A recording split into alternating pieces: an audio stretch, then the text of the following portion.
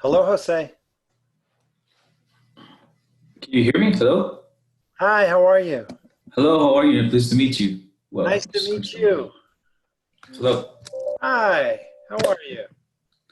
I'm good. I'm really good. How about you? I'm good, thank you. Yeah, everyone else should be coming in just a minute or so, or a few minutes, I guess. Okay.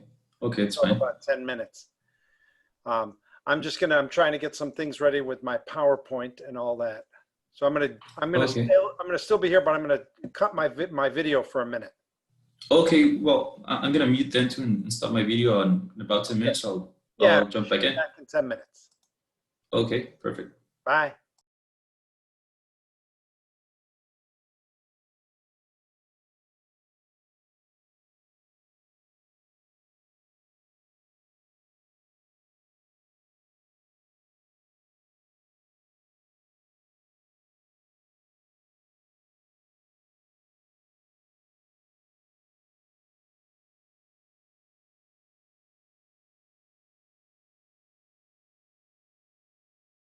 Recorded video, and well, I couldn't hear most of what people were saying, but I saw the recorded video of Professor Roberry, his first class, and so I pretty much heard everyone's story or background. So but yeah, I think I introduced myself to most of you guys yesterday or last night. But yeah, I'm from Denmark. I got my law degree here in Denmark, and I worked a bit with IP law. I'm very fond about that, and um, I'm here for the bar track, and hopefully I will take the bar exam next summer.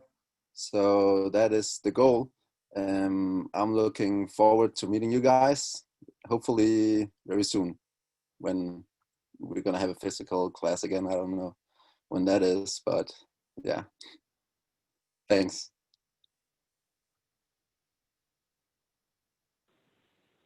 So all of you know this class is going to be online at least until the 23rd. The earliest that we would come back face to face would be the 23rd of September.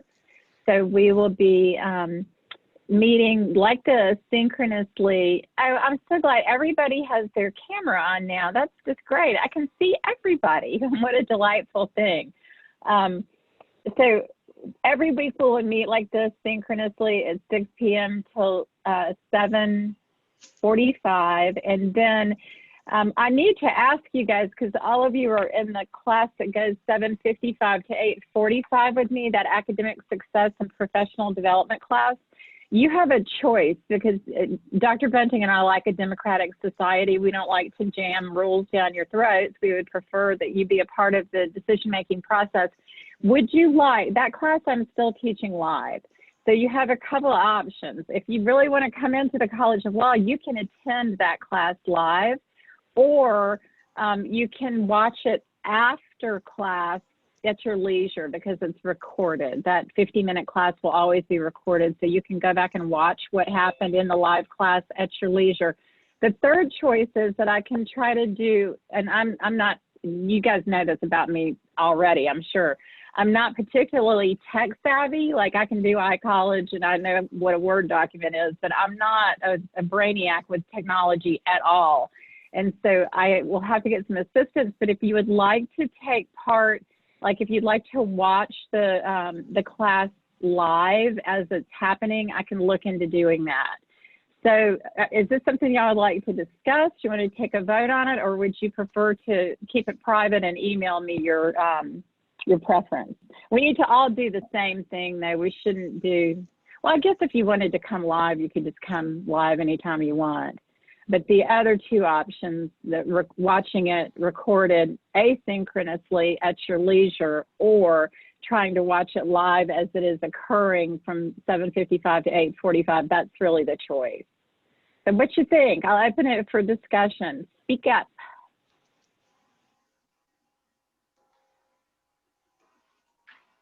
I'm sorry, it's gonna be through WebEx. You're gonna send us the link for that, or it's gonna be continue like through Zoom? Because I haven't received anything for that. You should, who is that? Was that Kezia? Who was that was just talking? That was me, Nikki. Oh, hey, Nikki. Hi. Where are you? Oh, I see you. Hey, Nikki, how are you? Good. How are you? Good to see you. You probably just got home from work, right? Exactly. You shouldn't have gotten a link to it. You know what, John? I can share my screen, right? I can just click share screen. Mhm. See if that will work. You should be able to. Okay, I'm going to try to share my screen, and I'm going to show you where to find the class recordings, which Renee has already found. But I will also post instructions. I may have already posted the instructions on iCollege for you, but let me show you real quick. No, I can't share my screen because I'm not a host. Can you make me a host? You need to authorize her. Yeah, I've just made you a co-host. Thank you. I'm now a host. Woohoo. Okay, good. All right, so this is our class on iCollege, and I'm going to go to the homepage of our class. Oh, look who that is. And then you see under course tools, then I don't think- Panopto. Is anyone able to see it yet? I'm not able to see it yet. Can Nope. anyone see the screen yet? I'm not seeing it. No. When you click on share screen, you also have to click it opens up a thing, and you have to gotcha. choose the thing, choose the screen you want, and Okay. just one little step. Okay, I'm trying. See, this is where the not being tech savvy stuff is not handy. I don't see it, John. It's not. Well, let's see if that does it. There you go. Now can you see? Yay! So you can now see my screen. You guys can see this now, right? I'm seeing nods. That is good. Okay, so I'm gonna go back to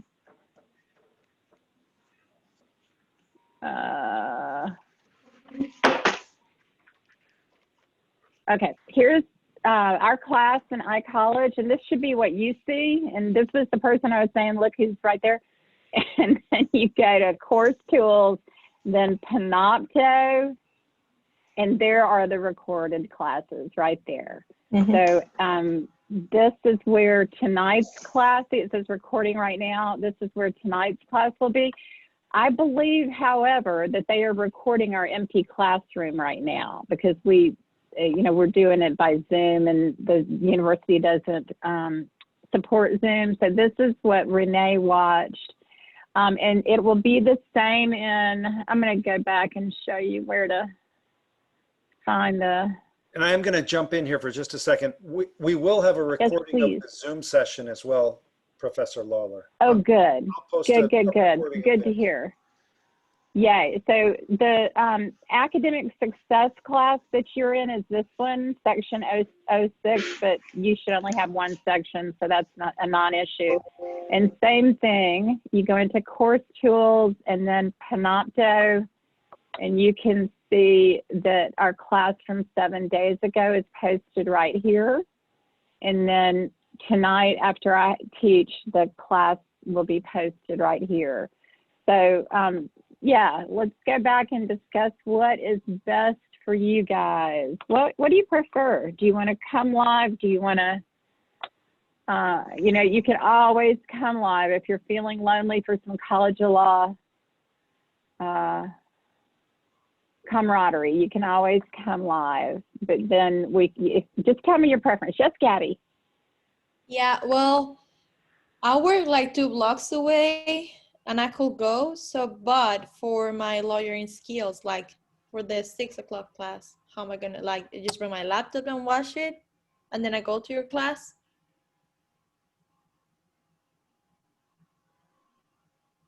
I can't hear you. You're muted. Yeah, you're muted. Yeah, okay. I told you I'm not tech savvy. Can't you read my lips? What I was saying is if you want to come live, then yes, I can find you a place to sit. In fact, even, you and I might be able to sit in a classroom that has a couple of seats together. So it's up to you entirely. If you miss the camaraderie of people, if you want to come in for a live class, that is always an option. Mm-hmm.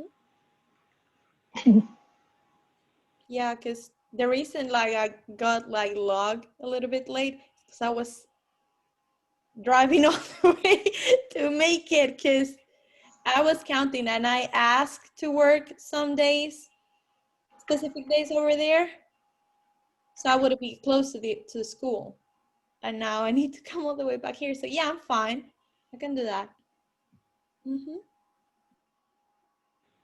Well, it's up to you. I guess, why don't you guys just think on it and email me your preference, and then I will make an announcement about, you know, what the majority ruled on iCollege. So, Dr. Bunny, you want to talk about some housekeeping matters? Sure. One of the things was that we were, I started talking with a few of the folks who were on early. Just make sure that you've signed up for the core grammar for lawyers. I think so far about 15 people have taken the pretest, and that's good. There's an announcement on iCollege. If you paid the full price and you want to get the discount, you just have to send an email to them and they'll fix that for you. And the other housekeeping, let's see here. Tutoring, signing up for tutoring. Professor Lawler, I believe you got information that how many people have signed up? About 18? I think there's 3 that have not signed up, if I'm not mistaken. Does that sound right? I think so, yeah. Yeah, I think that's about Actually, and maybe one more needs to sign up, so we can talk about that later. But yeah, be certain that you sign up. Those links are still active. You know, it was posted at noon on Friday for you to sign up. You need to sign up for a 30-minute session with a linguist and also a 30-minute session with a JD scholar. And they are just wonderful. I mean, who has already had a session? Raise your hand, your real hand, not your electronic hand. Good. Okay, so take advantage of that, because that's like your secret weapon that, you know, we have this wonderful resource at the College of Law for you. So be certain to take advantage of that. And then one last, pardon me? I thought I heard somebody say something. One last thing, one last housekeeping matter is please introduce yourself on the discussion board that's on iCollege. You are also a member of a much larger class in that academic success and professional development class. There's, you know, like 80-something people in there. Feel free to take part in that one as well. But the one I really want you to take part in is for this class, because these are your LLM classmates. These are the people that you are really going to bond with this year, that we hope you will really bond with this year. So be certain to tell us about yourself on that discussion board. It's under assignments, or is it under assessments? Which is it, Dr. Bunting? Does it start with, it starts with assessments, doesn't it? Yeah, it's assessments and then discussions, and then you'll find the introduction, icebreaker introduction board. So yeah, so now, before we jump into academics, one last thing, one kind of fun thing, and I'm gonna use my phone for this because I'm gonna put each of you on a timer. You get a minute. What do you think, John, a minute or a minute and a half? How much time? This is for the alliteration? Icebreaker. Yeah. Yeah. I'd say 1 minute. 1 minute. We don't want to. Okay, 1 minute. You get 1 minute max, because we got to burn through this and get to academics. This icebreaker is a creation of lovely Diana Cutzia, who came up with this idea. So it's a 1 minute description of yourself, but you must use alliteration. I'm going to share my screen again if I can figure out how to do it.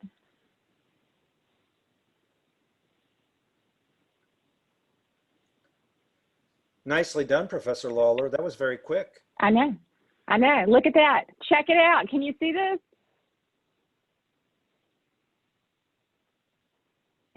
You probably can't. You can probably see the wrong screen. Can you see the alliteration icebreaker screen? You can see it. Yep. Oh, yes.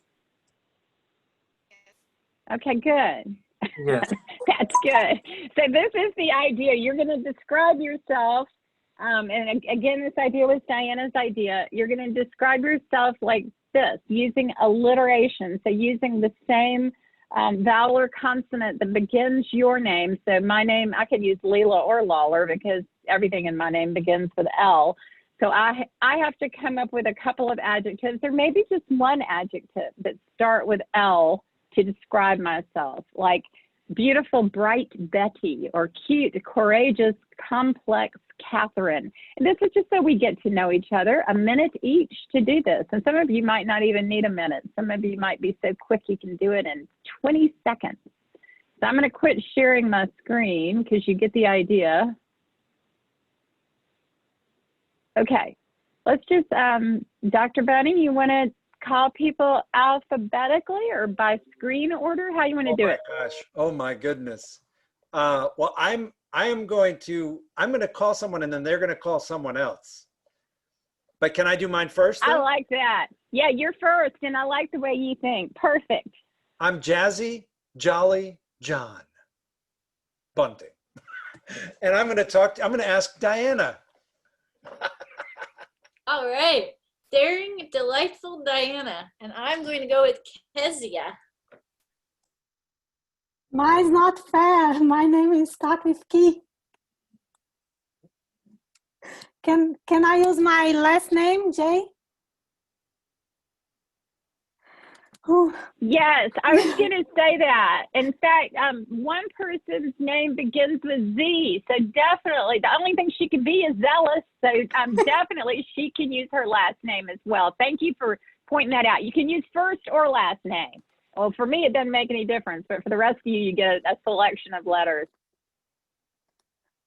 Okay, the only quality that I am thinking now is jealous.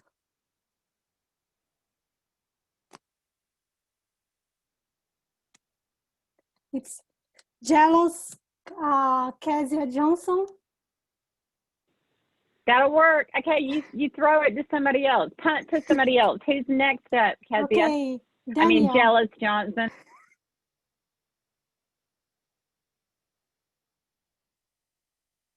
Can you hear me now? Okay, I'm dashing, dapper, death-defying Daniel.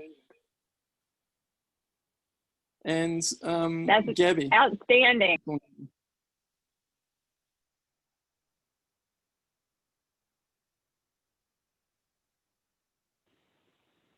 Who's next? Who did you say? Gabby.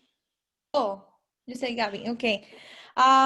Gentle, graceful, and grateful Gabby. Those are my 3 words. Excellent. And I nominate Abby. I'm affectionate, adroit, and ambitious Abby, and I nominate Nikki. Did you guys hear that? No. We couldn't hear it, Abby. Maybe you can chat it to it. Can you hear me now? Can you hear me now? No. You can also put it in the chat. Okay.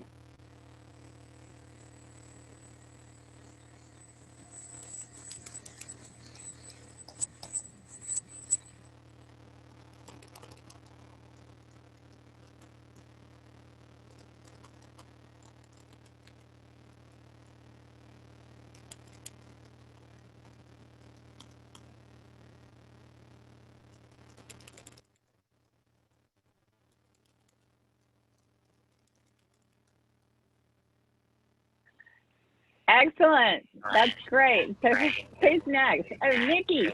Nikki's next. I'm natural, neat, normal, Nikki Nikoi. Now that I think about it, Nikki, you didn't have a choice of letters either. You had to go with N like I have to go with L. Yeah, exactly. Lee, you're up.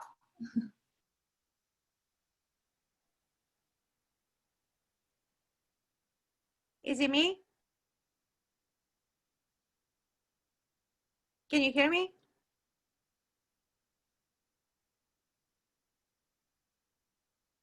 Can you hear me? Yeah. Yep. We can hear you. Loyal, ingenious, loving, industrious. Uh-oh, I'm in trouble. She took all the good L words.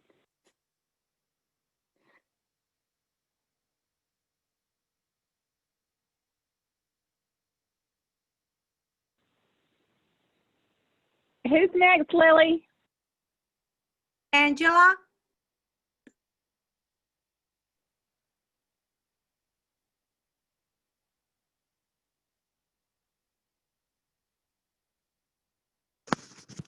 Can you hear me? I'm ambitious, amazing, angelic, Angela Simasiku.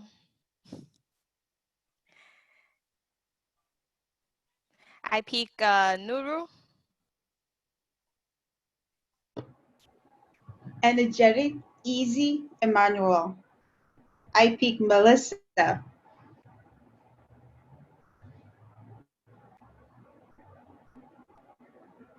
Is it me? Is it me?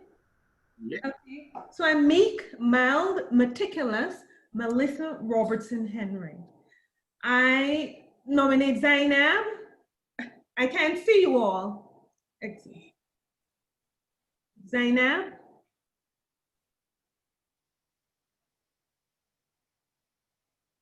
Did you say? Yes, I did. Okay. Obedient, obliging, and observant Zainab Okuno. I nominate Olu.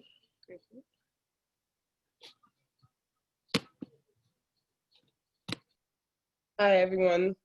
I'm outstanding, optimistic, original Olu. And I nominate Julie. Julia? Yeah, Julia. Sorry. Oh, okay. Oh, jovial, jazzy, Julia DeGraff Johnson. I could only think of two, so I'm sorry. Maytal?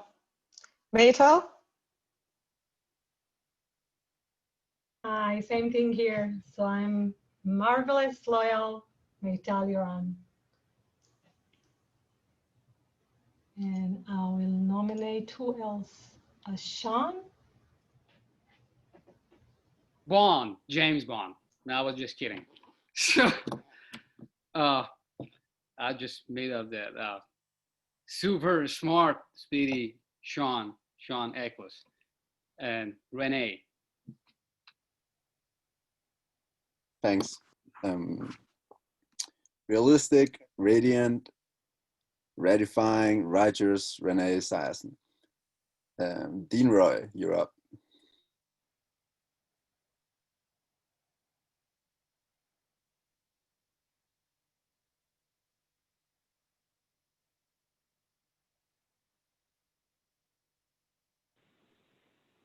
Dean Roy, can you hear us? Sorry. Well, I'm hearing you now. Sorry. I am beautiful, desirable, dancing Dean Roy. And I pick Umair.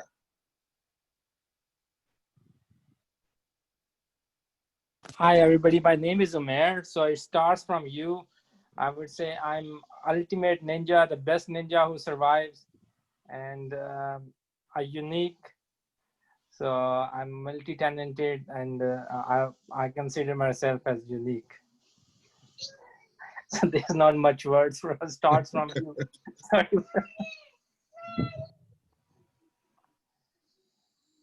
Thank you. And who else? I think we all. Who is left?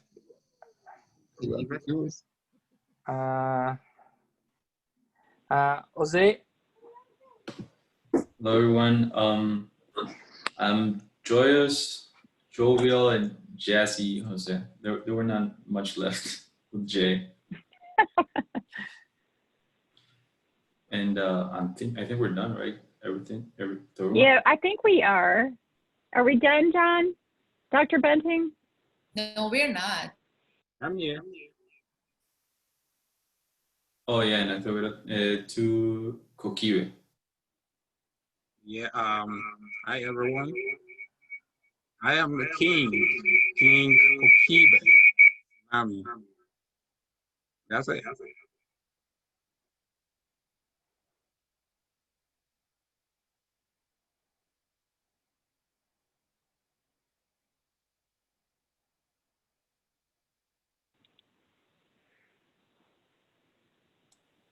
Do we have Okay, some, now I've lost my sound. Go ahead, Dr. Manning. Well, I was just going to say, Ashish, did you go already? No. Please. Okay, hello everyone. My name is Asis, so it's like active, amazing, ambivalent. It's excellent. So, Dr. Bunting, on Zoom, is it possible for me to see everybody? I'm not seeing everybody.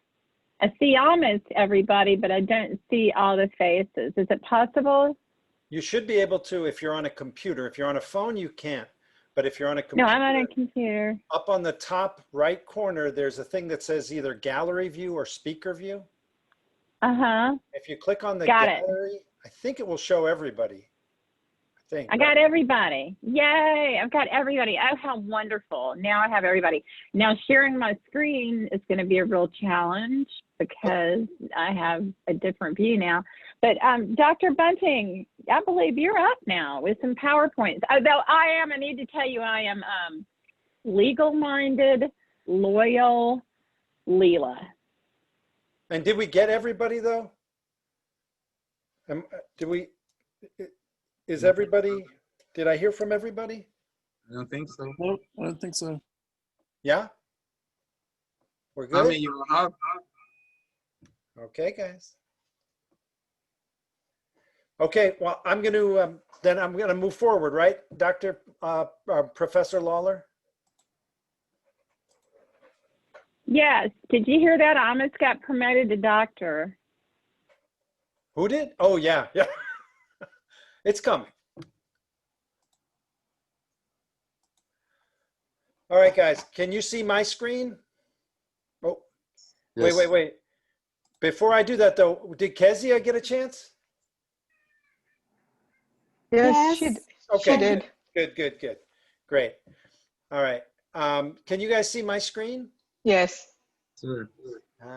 Now, I'm going to talk briefly just a little bit about sentence structure and the implications for legal English. And then we're going to move on to a few other things. But for now, let's take a look at this. And you see my big orange screen, right? Yes. Good. Okay. Sentences. I have to tell you guys, as you guys know, like Diana, I'm not a lawyer. I'm a linguist. I love grammar. But sentences, why does it matter if we have to look at sentences? Why? Well, first, if you write clear, logical sentences, you are going to be, if you write clear, logical sentences, you are going to be an effective communicator. You also are able to then show your expertise in what you're trying to share, the information you're trying to share. You also will show your reader that you are competent and that you understand the relationship between the language you're using and the world around you, the real world that lawyers always have to deal with. And the last thing is, it will also help give you membership into that very elite group of effective writers. I think actually it may be true more so in the law than in a lot of other fields, because really for law, language is the medium. Language is so critical for lawyers. And when I say a sentence, what does that mean? And I know you guys are lawyers, so don't tell me about people going to prison. Any idea what is a sentence? Group of words. It is a group of words, that's true. That contains a verb or subject. Thank you, yeah, exactly. So More so than just a group of words, it is a coherent grammatical combination of a subject and a verb. So here are some examples of sentences. Professor Lawler teaches in the law school. That's a statement. Why do we do this? That's a question. And sit over there. That is it's a command. So you actually don't have the subject there, but it's implied that you have the subject. All of those are considered sentences. But what are not sentences are things like a very large man, singing in the rain, red, white, and blue. Those are not sentences. And somewhere in the middle between a sentence and a non-sentence are those kinds of phrases, and then the rain started. But I told you to wait for me. Maybe. So those can be considered sentences, and for some, they're not considered well-constructed sentences. For some. One of the things that you have to realize is that we have a very big distinction between the spoken and the written, and also what is the expectation of your audience. So we have a couple different sentence types.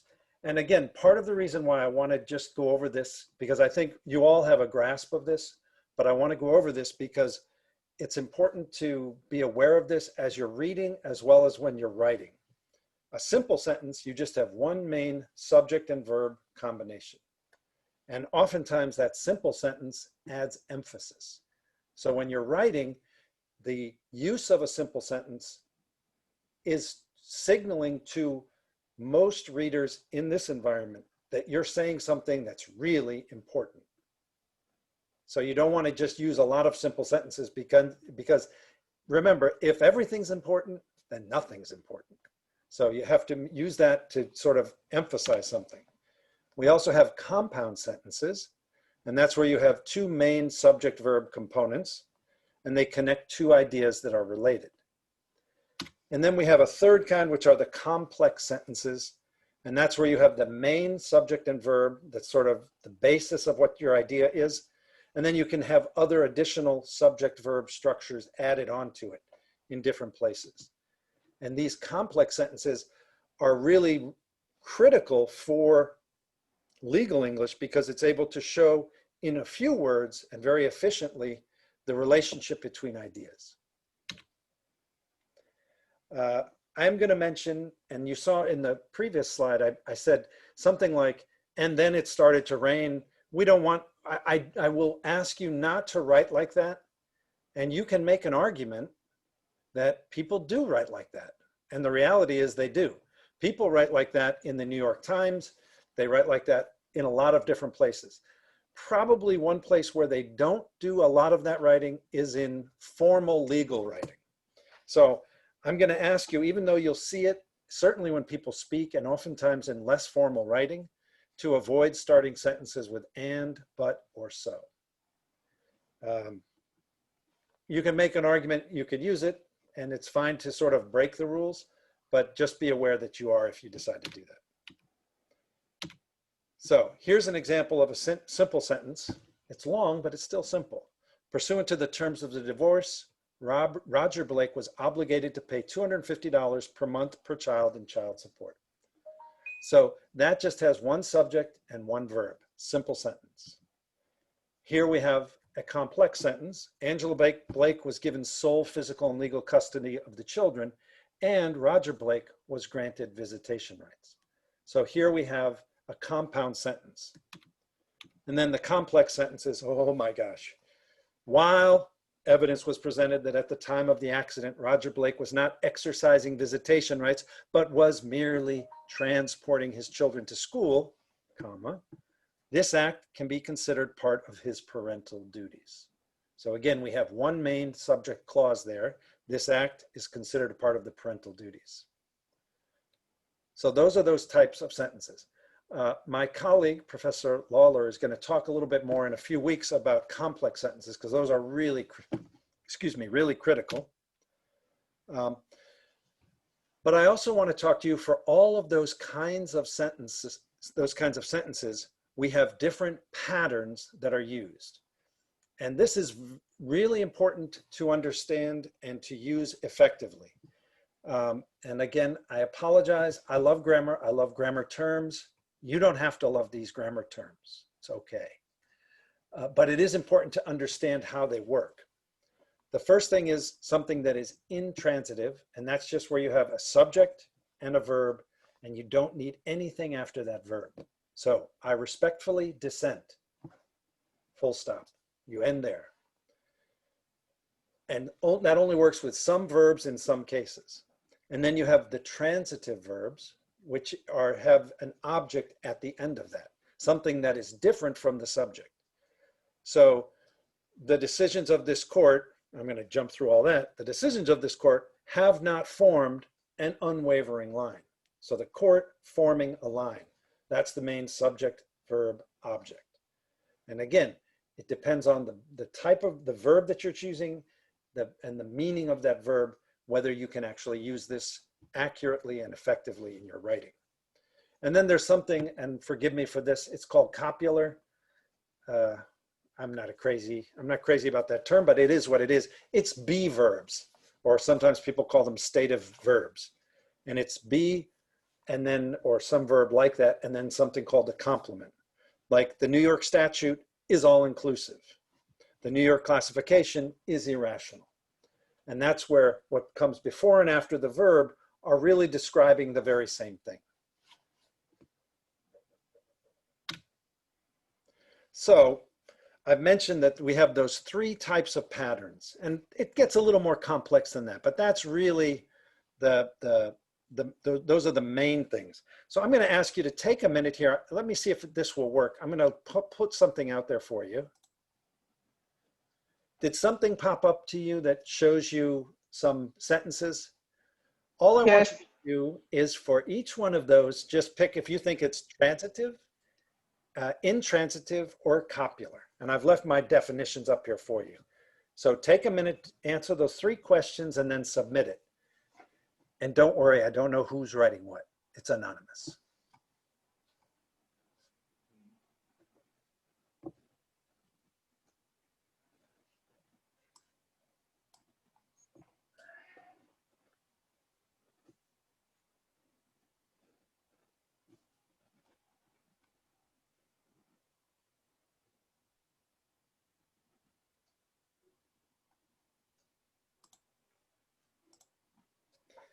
And I've put them up on the screen too, but not in the right order.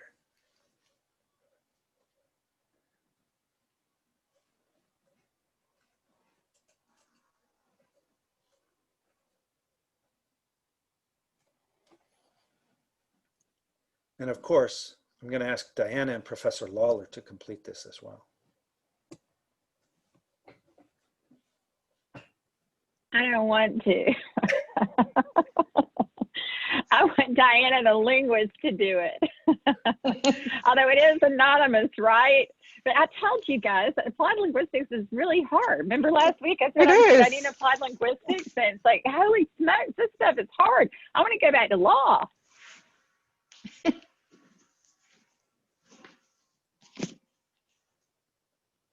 I talk on 3? I'm sorry, what? Number 3. What about number 3?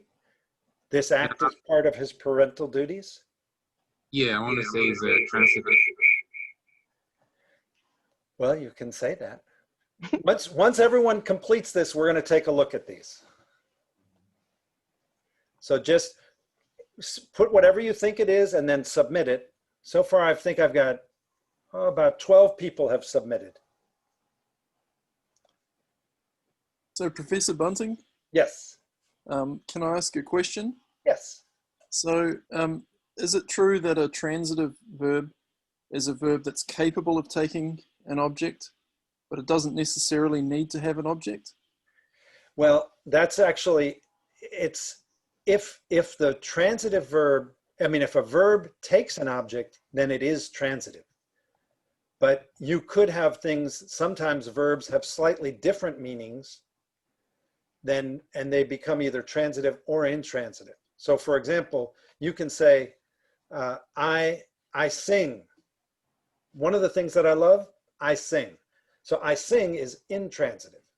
But if you say, I sing a song, then it becomes transitive. So you can have verbs that have multiple meanings, and they can be either transitive or intransitive. That's a very good question.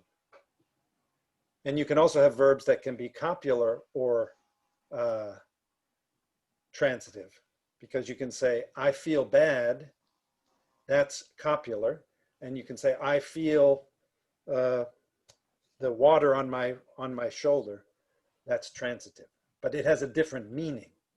So the meaning of the verb has an impact on whether you can, on what structures go around it.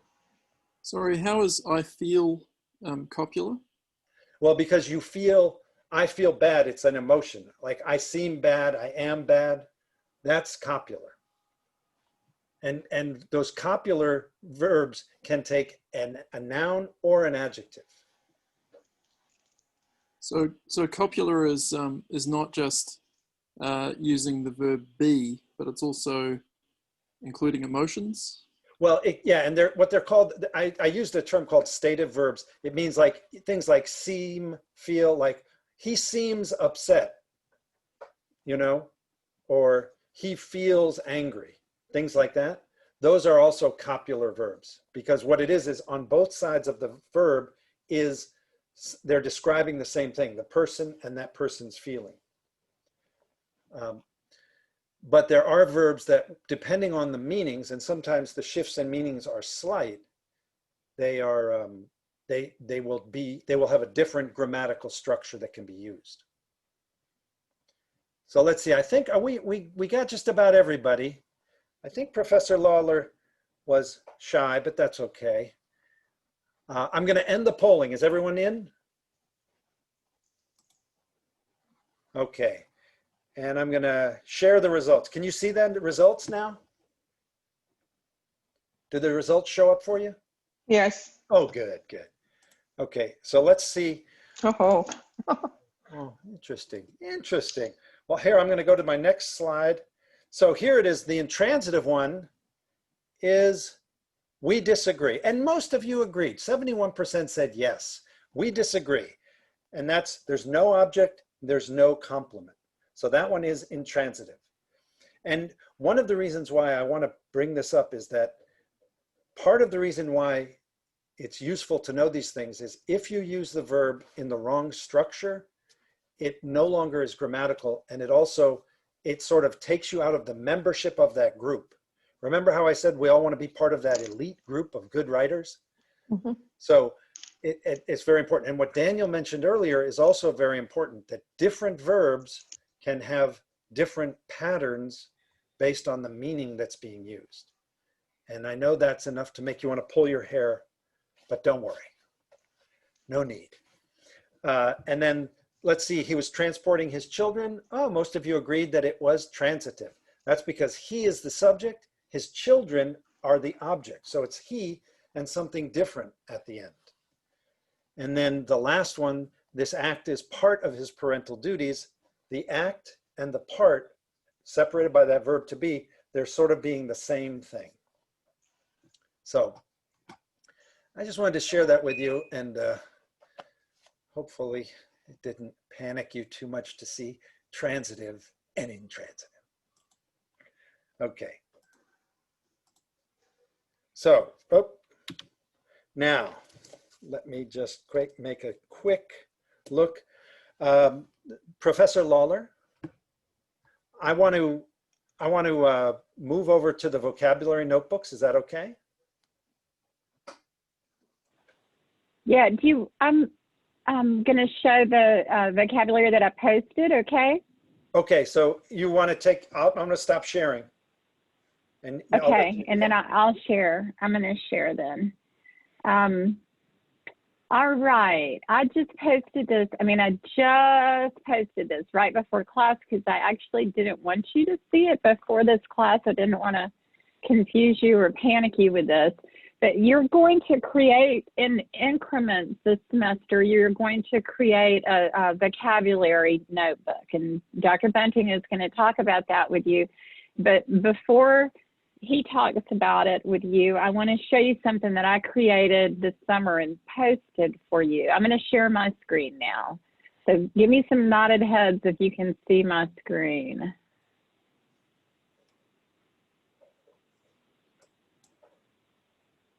Oh, I need to get rid of this icebreaker thing.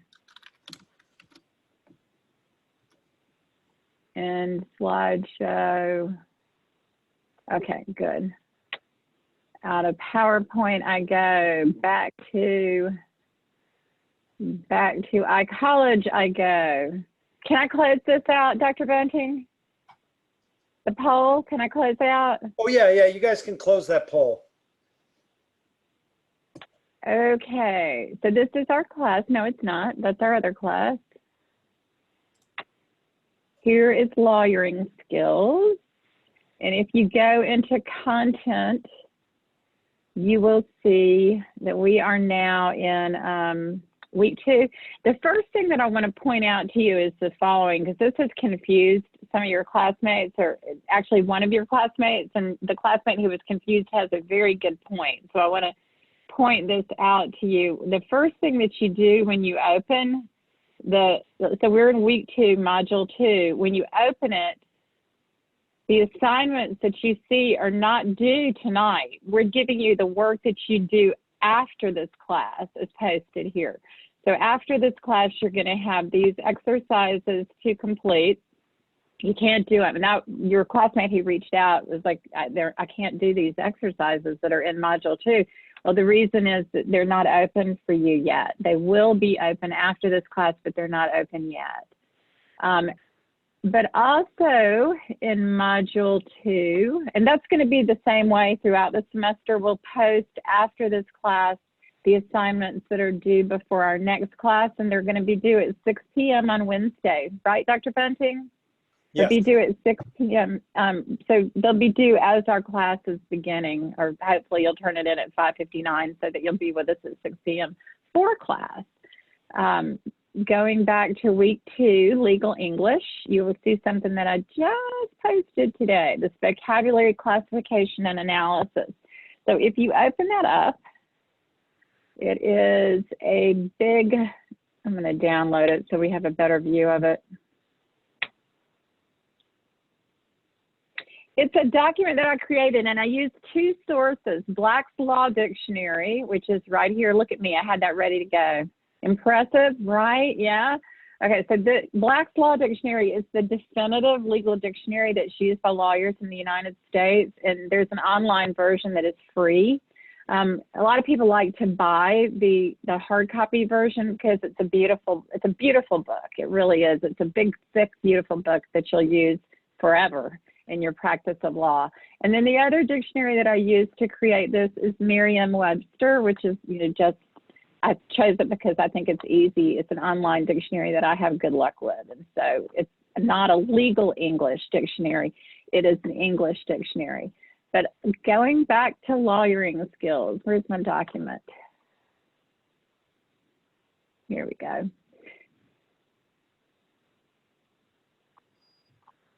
So this document has a couple of classifications. These are terms that I started your vocabulary notebook for you when I created this document. And I used different classifications. It's slightly different from the way you are going to create your vocabulary notebook, which Dr. Bunting will explain in just a few minutes. But the classifications that I used are the following. Some of these terms are unique to the law, and when they are unique to the law, we sometimes call that, what's that term, John Bunting, that we use when something is just used in the law? I'm not a lawyer, but I will call it a term of art. And you would be absolutely correct. You're right. So we do call that a term of art when a term is specific to a discipline, and in this case, specific to law. So there's some of these terms that are unique to the law. Like if you use it and when you're in the grocery store, people won't know what the heck you were talking about. And then there are terms that are used in the law and used outside the law. And sometimes those terms have specific meanings in the law that are not uncommon to their other uses. And then sometimes it's the same. And so that's how I classified these words. I think it's kind of an interesting way to begin the study of legal English, to look at these classifications. And then the last little column that you'll see is I put what area of the law you're going to use these terms in. So this is the beginning of your vocab notebook, and I made it for you this summer. And here we go. Let's look at a few of them together so you have a better idea of what I'm talking about. Abuse of discretion. Is that something you're going to use when you're at the grocery store or cashing a check at the bank? Nope. That is a term that is used in the law, in legal English, abuse of discretion. And so, of course, I got the legal English meaning of this, and I got it from Black's Law Dictionary rather than get it from Merriam-Webster. I got it from Black's Law Dictionary. And that abuse of discretion, anybody know when we use that term of art, abuse of discretion? Let's read the meaning of it. An adjudicator's failure to exercise sound, reasonable, and legal decision-making. An appellate court standard for review, for reviewing a decision that is asserted to be grossly unsound, unreasonable, illegal, or unsupported by the evidence. So this abuse of discretion is a standard of review.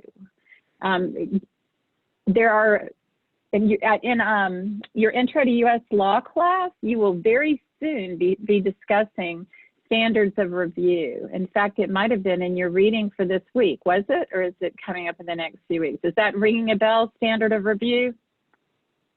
Not yet?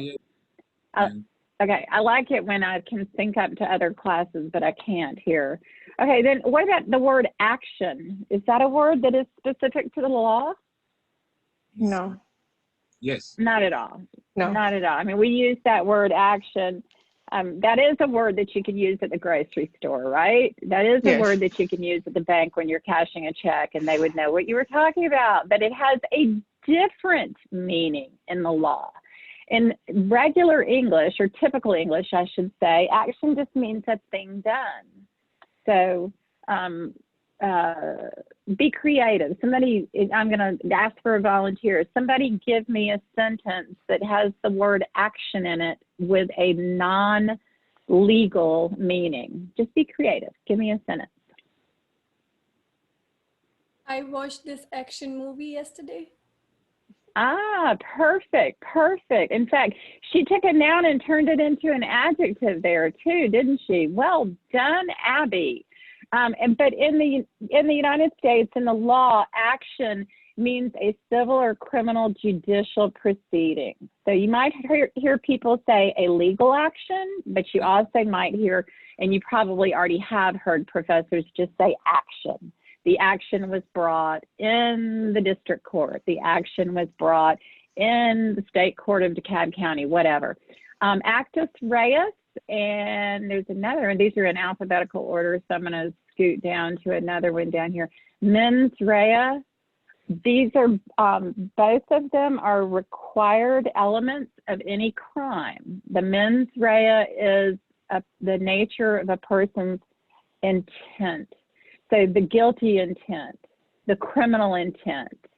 And then actus reus is the criminal act.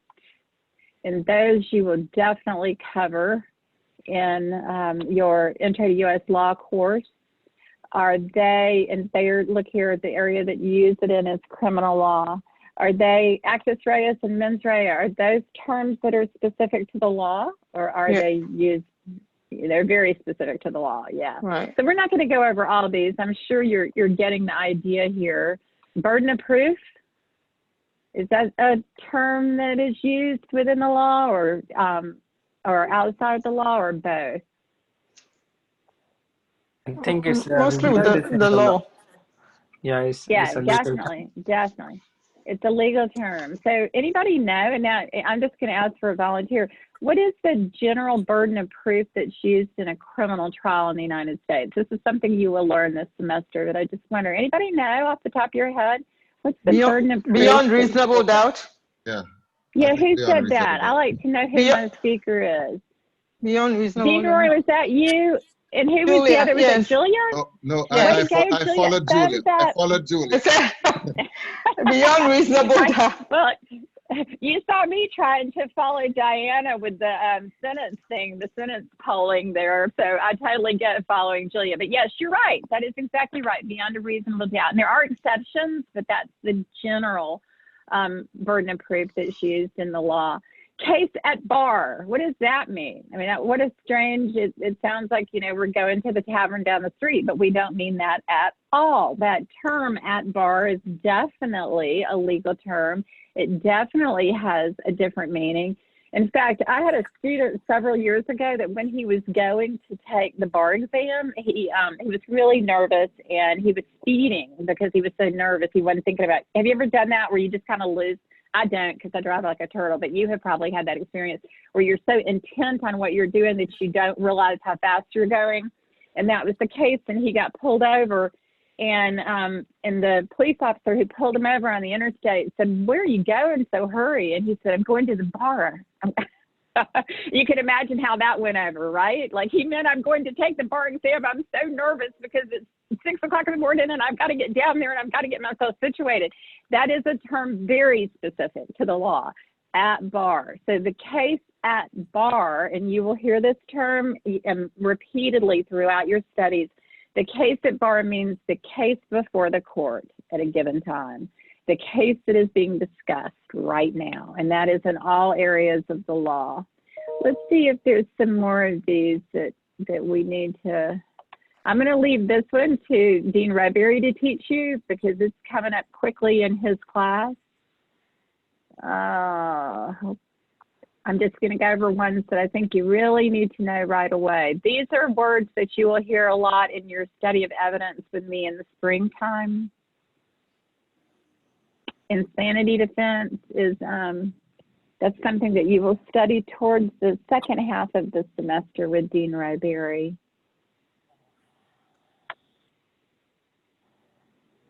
A probable cause. This is a very, very important term in legal English.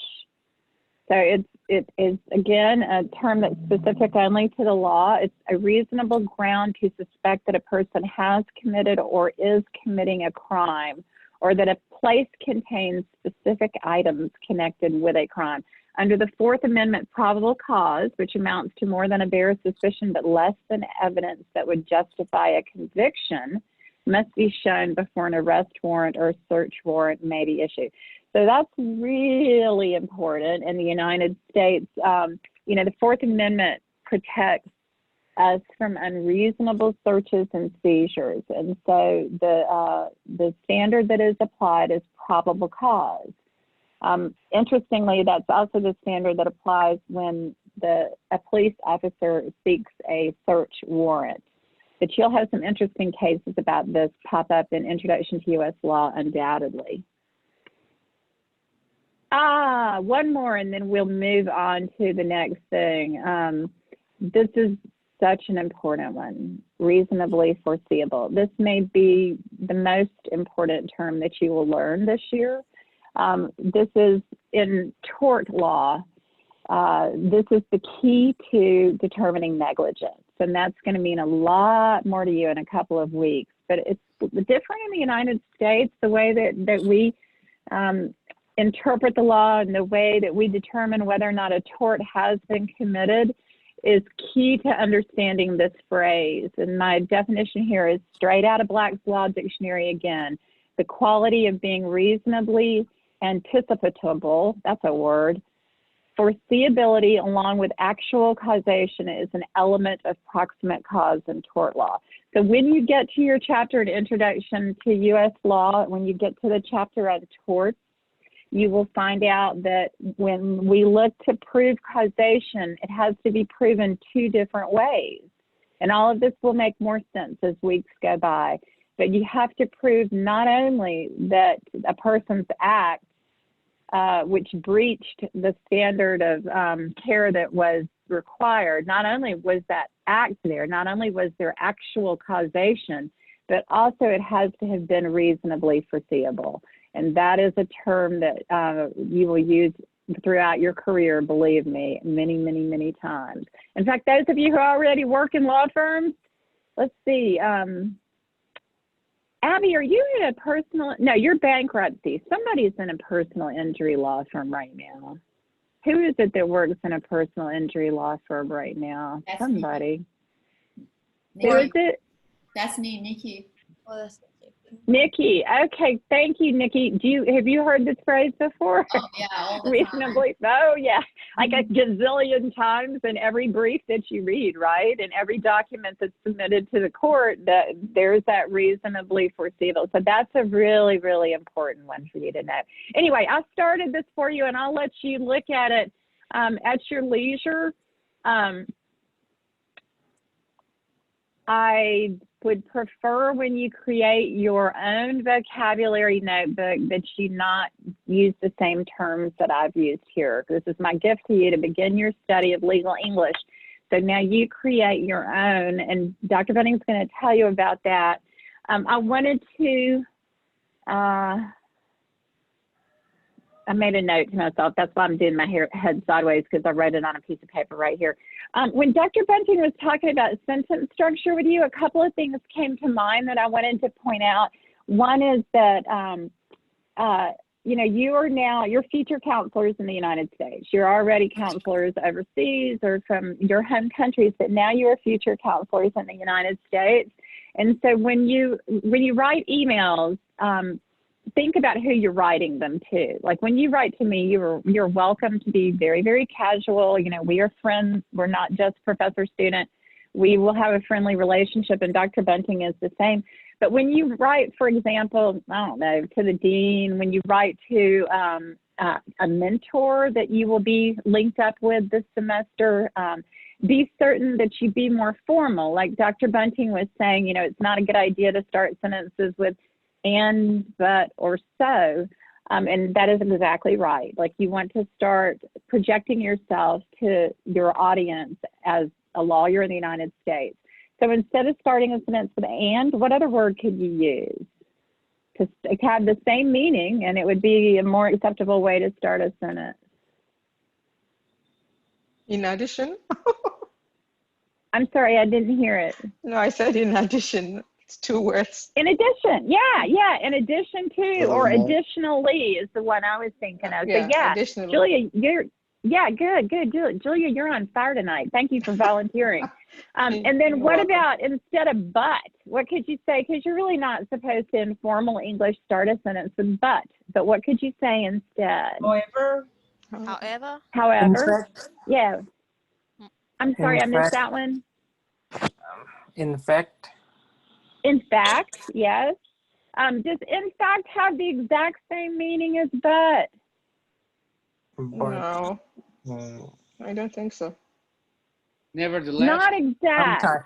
Nevertheless. Yeah. Nevertheless. That would be a good one. Or how about on the other hand? There's a lot of choices there. And then what about so? So whoever said, Therefore? Pardon me? Yeah, therefore would be a great one. Great, that's excellent.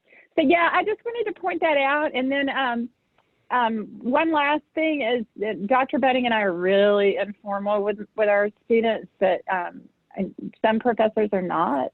So, Ryan Rayberry is just the nicest guy in the world. Y'all are so lucky to have him teaching you Introduction to U.S. Law. I mean, he, honest to goodness, if I weren't teaching myself, I would like sit in on his class because I think he's so good and his knowledge of the common law and the history of common law is unsurpassed. I mean, he is a renowned scholar in that area.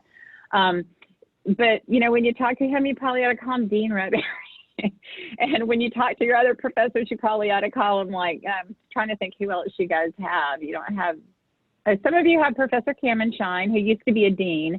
So you could call him Dean Kamenshine or Professor Kamenshine. But, you know, that's just a little heads up. He's great too. I think I told you that he was the dean here when we started the LLM program. And that's all I got. That's your segue into your vocabulary notebook.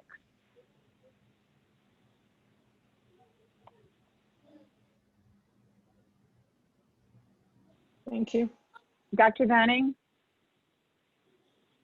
Did we lose Dr. Bunning? No, I'm back. Sorry. How many times have I forgot to hit the unmute button?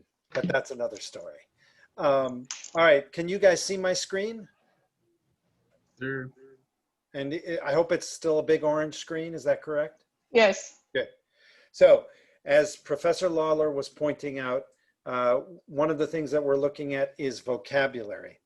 And probably as you all realize, because you've already gone through legal education in other jurisdictions, you know, vocabulary is something that you just keep expanding and expanding. You know, it essentially will probably never end. One of the things that we're going to ask you to do for this semester is to create a vocabulary notebook using relevant words to you that you feel are going to be useful for you in your studies and down the road. And let's see if I can move it. So the requirement that we have for you, and I think I don't know if I give you a handout or I sent you a link. We are going to ask you to submit 6 vocabulary notebook sheets. And each one will have a total of 12 terms. I recommend, but this is just a recommendation, I think it's a good idea to print them out and handwrite them because I love the process of writing by hand. I think it has a great connection to the brain and to memory. However, you may choose to join the 21st century and type them, that's okay. So either one is fine. And then you're going to be submitting those in iCollege through the Dropbox for the vocabulary notebook. And the due dates are listed on this screen, and they are they're also marked clearly in iCollege. Oops. So the notebook is worth 10% of your final grade. It's not a tough thing to do, but you do need to sort of stay on top of it. Also, and it was wonderful what Professor Lawler just showed you, because I actually really like the way that she's been categorizing the types of vocabulary that you need to look at. And we want to give you a lot of flexibility in how you analyze and work on sort of retaining that vocabulary. So I've given you a set of sort of categories for you to work on, but you can modify those to a degree if you need to. But you should try and look at different categories. And I want to take a look at the ones that I've given you, and you can use those or you can modify them a bit. So the first thing is the word or phrase itself, and then what kind of a word is it? Is it a noun, verb, adjective, adverb? Where is it that you found this? So those of you who are taking Intro to US Law, maybe in the Courier, are you still using the Courier book, I think, right? Yeah. So it may be coming from there. It may be coming from somewhere else. It may be coming from something outside of your courses. That's fine too. But identify how it's being used in an authentic context. And then the definition from the dictionary. If it's a word that is a term of art or it has a very specific legal meaning, then as Professor Lawler did, it's good to use the legal dictionary. Sometimes you may find words that are useful for you, but they're not considered terms of art. They're more general words, but they're still going to be very useful for you. And then a new original sentence. So the way I look at it, I love sports. I love soccer. I feel like it's you have to keep practicing. So sometimes you do things that are not particularly challenging, but you do them enough and it helps you develop the skill. So you write a sentence with it. And then we have things like, what are the other word forms and what are the collocations? Does anyone know what a collocation is? This is the collar of my shirt, but what about a collocation? Diana knows. I kind of know.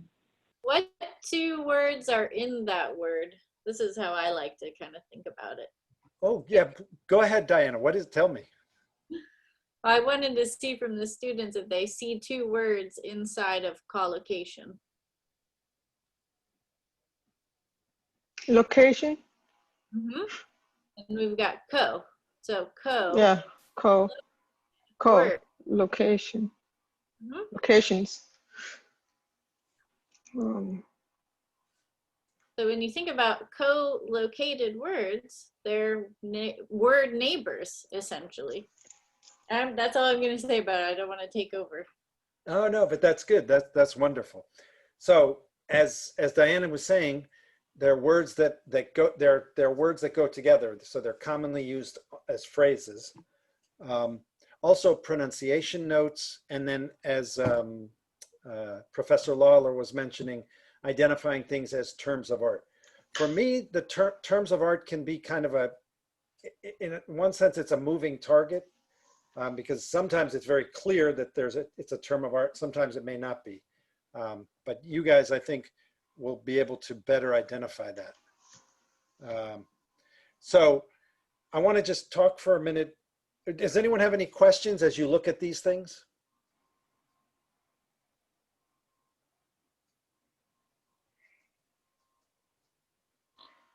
No. Okay. So something else, and this is connected kind of to the collocations, is when you're reading something and you see things that are useful phrases, oftentimes those will end up being collocations. This is a case about somebody swinging an axe and it all gets kind of crazy. Somebody ran to their neighbor's house and the wife knocked people down with an axe. Oh, it's very exciting. And that's lovely. I love the language. So one of the things as whatever it is that you're reading, when you start to notice, especially as you read things again and again, different cases, for example, you may start to see phrases that keep appearing.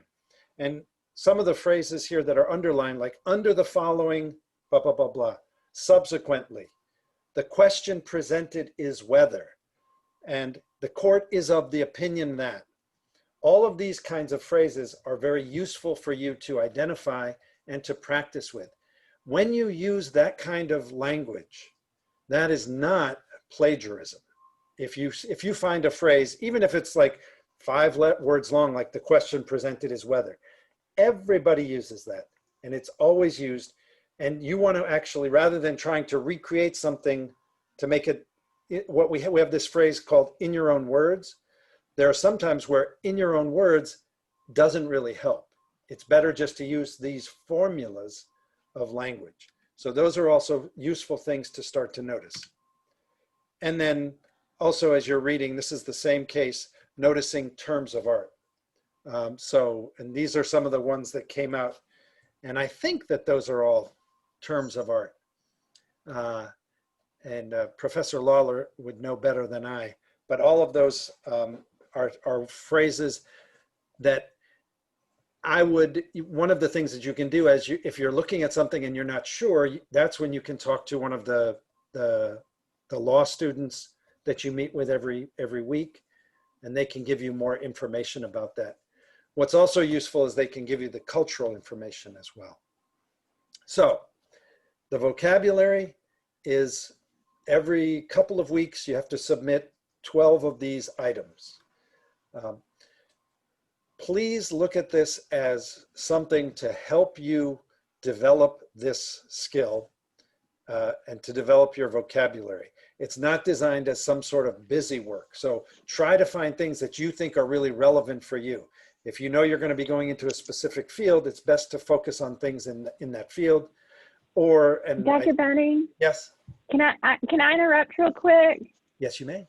I guess I already did. So I asked if I could interrupt, but I already had interrupted. Sorry. Yes, you did. That was bad of me. Yeah, that's bad of me.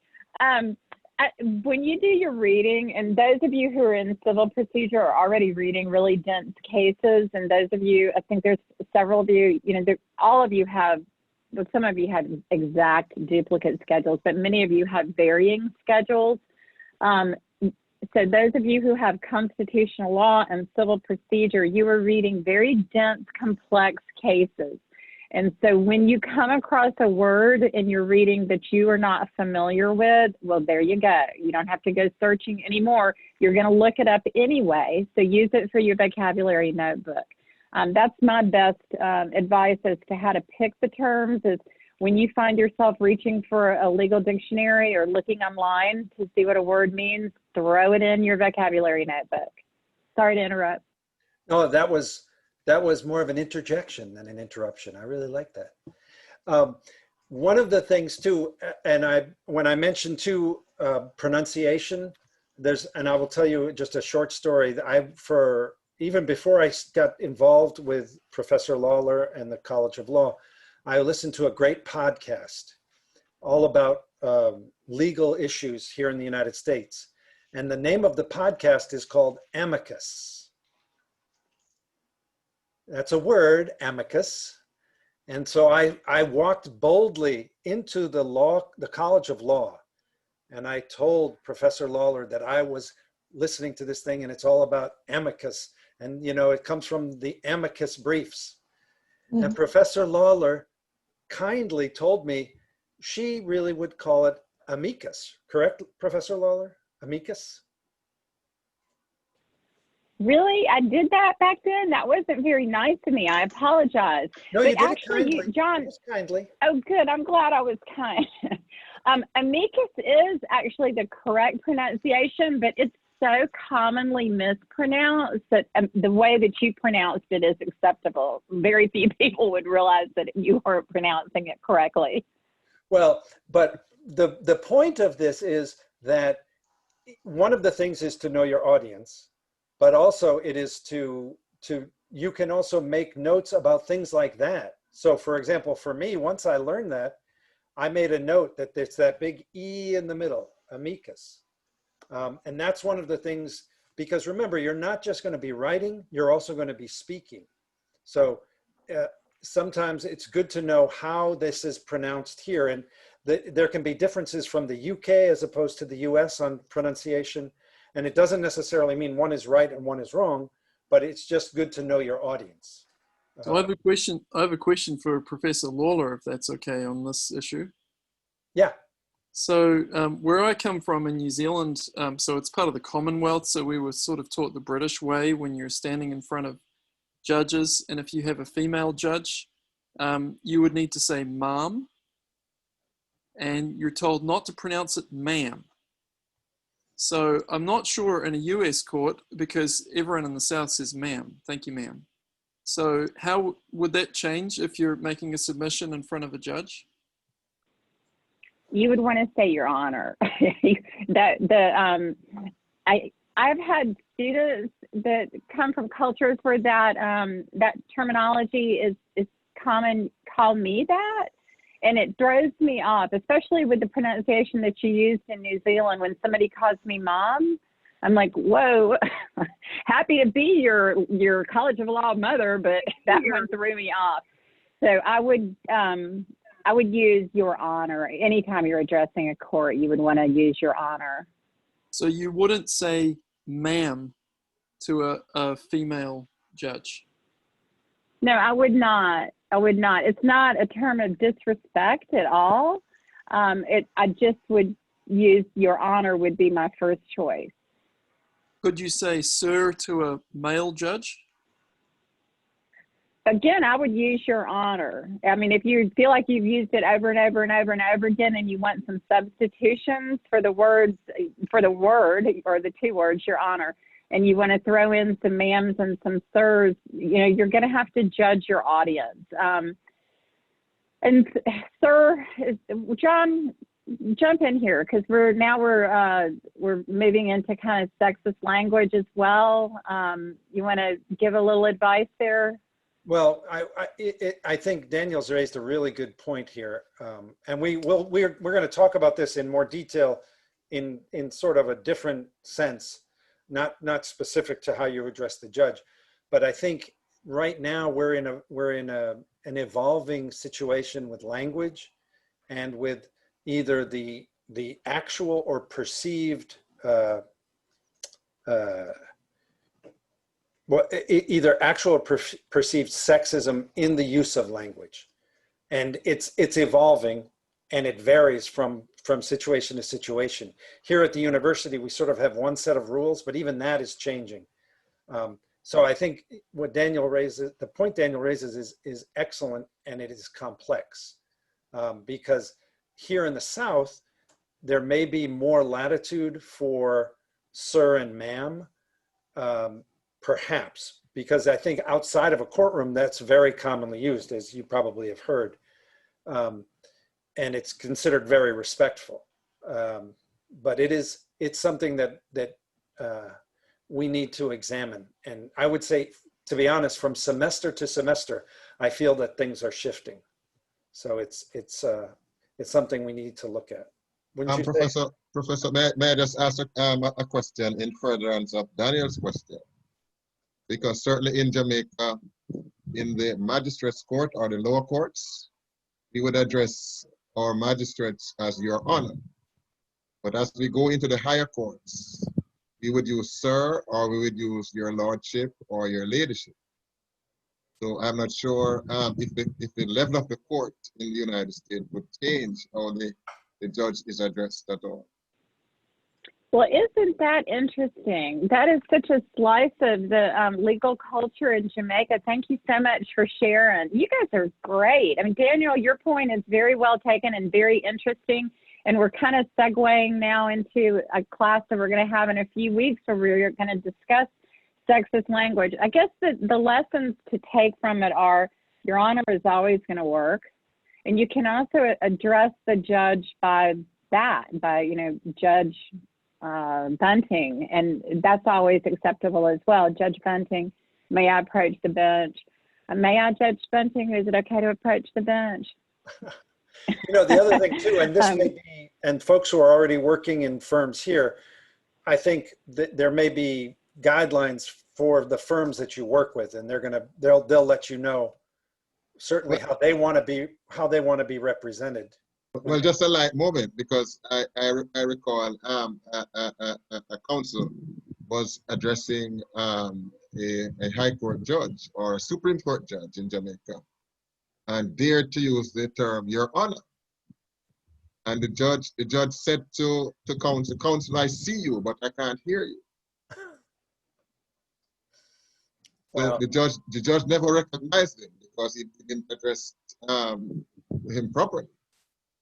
So it's always a case of how the judges want to be addressed. So that is very important for me as counsel.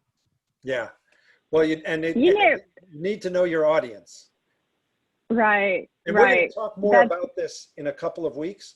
I want to jump ahead now. Thank you, guys. But I want to jump ahead to what's coming on for next week, if I may. I'm going to, Professor Lawler and I would like each one of you to give a presentation on differences in legal education. And that is due next Wednesday. So what we were asking you to do is to write an essay and prepare a spoken presentation about differences from your previous law school experience and Georgia State University as best you can. Now, I know we've only been around for a few weeks, and this has also been a crazy time. So you may find your presentation is heavier on the experiences that you had at your previous law school, and you may not be able to make as much of a comparison with what we imagine would be going on here if we weren't in the middle of a pandemic. The essay should be 1 to 2 pages, double spaced. There's a Dropbox on iCollege to submit that for us. And it should say before 6 o'clock next Wednesday, not 5 o'clock. And then for the presentation, you're going to be speaking in this forum that we have here, and I'll make sure you can share a PowerPoint with us. So you're going to speak for 2 to 4 minutes and just talk about several different key differences, and they can be cultural, technological, systemic. You get to decide that. And we would recommend using a PowerPoint with maybe 3 or 4 slides on it, not a lot of text on your slides. We want you to be presenting the ideas. What's been really effective in past semesters are people have used images from their previous university. That's a really nice thing to do. And this is a way to work on your presentation skills and also share this information and see some of the things the expectations that you come with from your previous law school experience. Also, we've put up a couple of wonderful presentations from volunteers who have offered to let us use their presentations from past semesters. let's see. Oh, and then we're going to do it in this order. Hopefully, except for I think I ended up putting one extra person in, so I'll get rid of that. I apologize. Right, Professor Lawler? But that just means pretty much that's about it. Yeah. I think the one on the one on iCollege is accurate. It doesn't have the extra name in it. Okay, so, good. Yeah, if you look at iCollege, you'll see. Are these? How did you do this? Randomization? Or are they alphabetical? It's from the alphabetical from Go Solar, from the banner system. So, Olu, you're in luck. So here, are there any questions about that? Because I think we actually need to break soon. Is that correct, Professor Lawler? Yeah, one other thing, just a quick note is, you know, when you present, you know, normally if you're making a presentation, you would want to dress up. Well, it's, you know, this class starts at 6 o'clock at night and many of you have been working all day. So we do not require that. I mean, you're at home, you can chill, you can, you know, present in a t-shirt and we're fine with that. It's completely up to you. I mean, I've got on a suit jacket just because I'm at work, but you do not have to do that when you present to us next week. And also, you know, take it easy on yourself. We are a small band of friends here, and so don't overthink this. It should be something that you enjoy. I mean, hopefully you enjoyed your legal training where you got your first professional degree in law, and we just want to know about it. That's the reason for doing this, is number one, to give you a little presentation experience. Number two, to get to know a little bit more about you. So yeah. Yeah, and one of the things that I've always found really interesting and useful about these presentations is Professor Lawler can often give insights into how things differ here from where they are from other jurisdictions. And that's always been an interesting contrast to learn about as we go through these presentations. Yeah, and I want to stress what Professor Lawler said. Try to enjoy yourself with this. This should not be a high stress thing. This is a chance to relive that youthful moment and share it with us. Any questions? Professor, is this graded, this presentation? Yes, this will be graded. But I will tell you, you have flexibility in what you want to present. So it's not like, I don't have a checklist of things that you must have in there, because you get to decide what are the areas that you want to focus on. You know, in the past, some people have focused on sort of the structure of study groups or no study groups, or, you know, having to memorize entire books versus, you know, all different things like that. So the grade is that you're able to present, and you present it effectively. Okay. Thank you. So, two little notes is you can't see my cursor because this is John's screen, not mine, but I'm twirling my cursor around 2 to 4 minutes because lawyers love to talk. And so we have had students in the past who really will exceed that 2 to 4 minutes, and then we don't have time to get through everybody. So, you know, give it a run through, make sure yours is 2 to 4 minutes. Don't come in with a 20-minute presentation because we won't have time to hear from everybody if you do that. And then the other thing is, I started tonight by telling you that I want to know whether or not you want to do in person or asynchronous or synchronous with the class that I'm about to teach. And I just want to end with that and say it does not hurt my feelings at all if you want to do it asynchronously. That is fine. If you're already, you know, in your PJs and want to go to sleep at the end of lawyering skills and then watch the next class asynchronously, that is fine with me. I get it. I respect that you're a very busy person.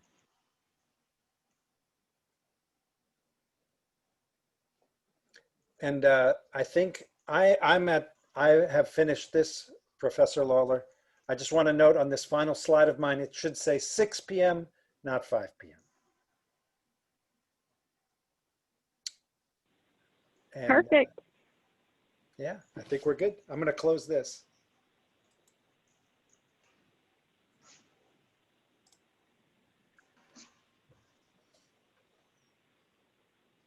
All righty then.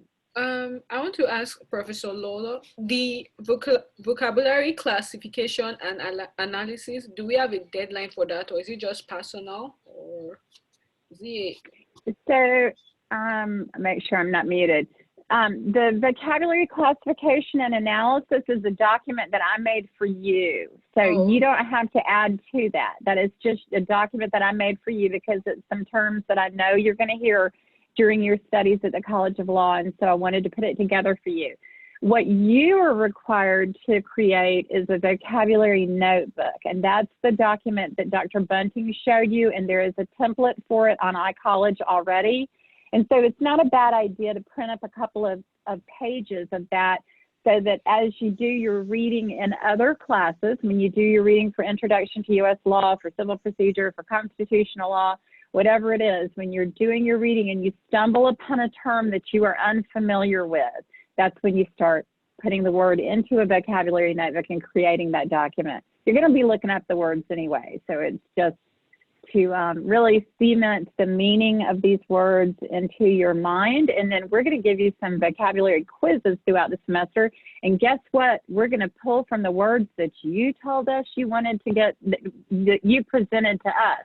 We will pull from the words that you used in your vocabulary notebooks and the vocabulary quizzes.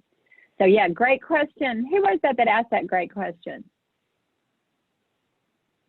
Zainab. Okay, thank you for identifying yourself, questioner. It's really good to be with you. I'm going to let you go because I got to run down to the ceremonial courtroom and teach another class, but it's wonderful to be with all of you, just wonderful. Nikki says, where can we find the link for the, did it say asynchronous? It's not a link. If you're going to watch it asynchronously, it's that what I was showing you at the beginning of the class where you go into class tools and then Panopto or something, but I will send that. If I haven't already posted it in iCollege, I will. I actually, look, see my little list of things to do? And on my list, it says post instructions for Panopto. So I promise if it's not in iCollege, I'll put it there, okay? If you were in my office right now, you would see about 100 of these little yellow lists. I'm trying to get through them. Anyway, thank you so much for tonight. I hope you guys have a great week. If anything comes up, if you're overwhelmed, if you want to chat, I'll be here in my office.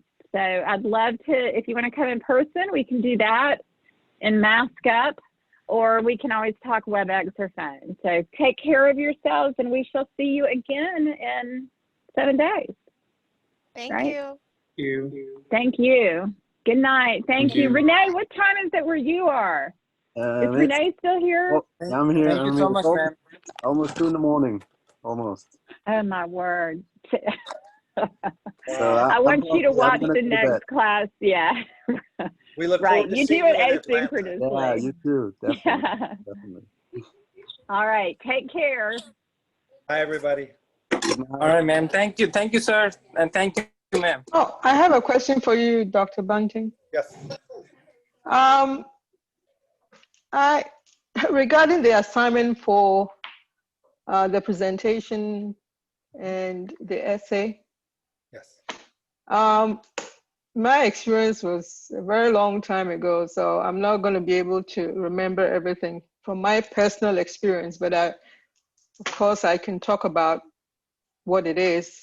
You know, will that suffice? Yeah, that's fine. Okay. Yeah, that's fine. Yep. Okay. All right. You know, and that is one that, you know, something too is, and this is true, I think, in almost every context. Usually, if talking about your own personal experiences, right, you only have to talk about what you feel comfortable talking about too. Okay. All right. All right. Bye, Yeah, guys. Thank you. Actually, this is same with me as well. So, but I will try my best to remember everything. Okay. Well, we look forward to okay. it. Yeah, that's fine. You only have to talk for 2 to 4 minutes, so it'll be fine. Yeah, so I hear I'll children. Yeah. Hey, before we go, hey, Diana, you know I get up in everybody's business. I always get up in everybody's business, which poor Nuru can attest to. Tell them you're wonderful, I'm just going to leave it at that. Do you want to expound upon anything that's happening? Before you got on, but for anybody who wasn't here, I'm having my first baby in the next couple weeks. So it's a very interesting fall semester. I'll be here. If we've got something planned and suddenly I said, well, I sent an email saying that I'm in delivery, just so you know, that could happen in September. It will inevitably happen. Okay. Well, you know, Diana, with Zoom, you can do it right from the delivery room. Yeah. Congratulations, Diana. Congratulations. Congratulations to you. Congratulations. Thank you. You're in your car. But I can hide it. You're in your car. Okay. Yeah. Good night, guys. Good night. Professor Night. All right, sir. Thank you. All right, guys, look for an email from me in the next week about some times and dates, okay? Okay, thank you. Sure. Thanks. Thank you. Professor Lawler, are you still there? Now she's gone. I think she may have left.